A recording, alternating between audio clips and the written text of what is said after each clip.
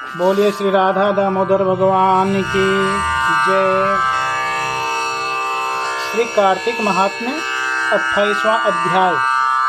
सूत जी बोले, वासुदेव अति प्यारी सत्य भामा से इस प्रकार कहकर सायंकाल की संध्या की जो विधि है उसको करने के लिए अपने घर गए।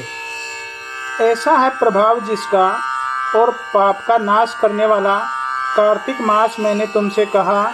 यह कार्तिक मास विष्णु भगवान की प्रीति को करने वाला है और भुक्ति रूपी जो फल है उसको देने वाला है। हरि का जागरण करना, प्रातःकाल स्नान करना और तुलसी सेवन करना और दीपदान करना, ये कार्तिक के व्रत हैं। ये पूर्व में कहे हुए जो 5 प्रकार के व्रत हैं उनसे जो फल प्राप्त होता है वह भुक्ति तथा मुक्ति को देने वाला है।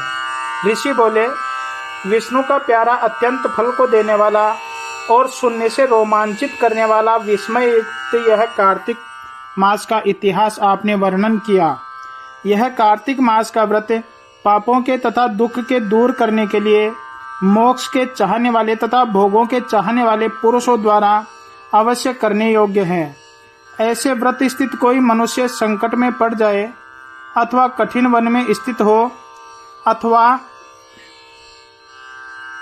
रोगों से पीड़ित हो तो उस मनुष्य द्वारा यह शुभ कार्तिक का व्रत कैसे किया जाए।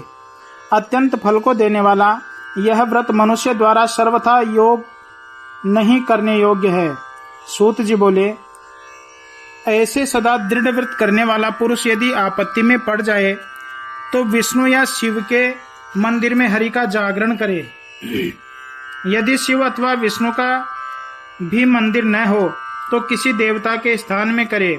यदि कठिन वन में स्थित हो या आपत्ति में हो तो पीपल के नीचे अथवा तुलसी के वन में जागरण करे।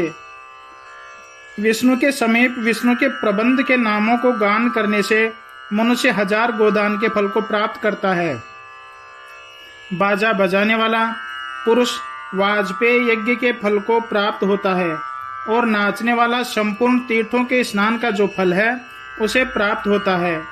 यदि आपत्ति में पड़ा हुआ मनुष्य कहीं जल न पावे अथवा रोगी हो तो विष्णु के नाम से मार्जन करे। यदि व्रत में स्थित मनुष्य उद्यापन विधि करने में समर्थ नहीं हो तो व्रत के पूर्ण होने के लिए अंत में ब्राह्मण को जिमावे। पृथ्वी में ब्राह्मण जो अव्यक्त रूप भगवान हैं, उनका स्वरूप है, उन ब्राह्मण के संतुष्ट होने से भगवान सदा संतुष्ट होते हैं, इसमें संदेह नहीं है। यदि दीपदान करने में असमर्थ हो तो दूसरे के दीप को चैतन्य कर दे, वायु आदि के उसकी रक्षा यत्न से करे।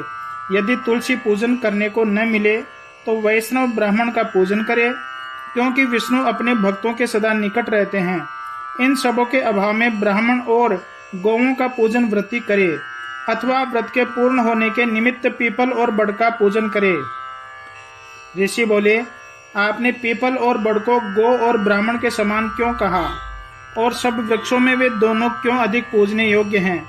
सूत जी बोले, पीपल का रूप भगवान विष्णु है, इसमें संदेह नहीं है, और रुद्र का रूप बड़ है, वैसे ही ब्रह्मा का रूप धारण करने वाला ढाक है।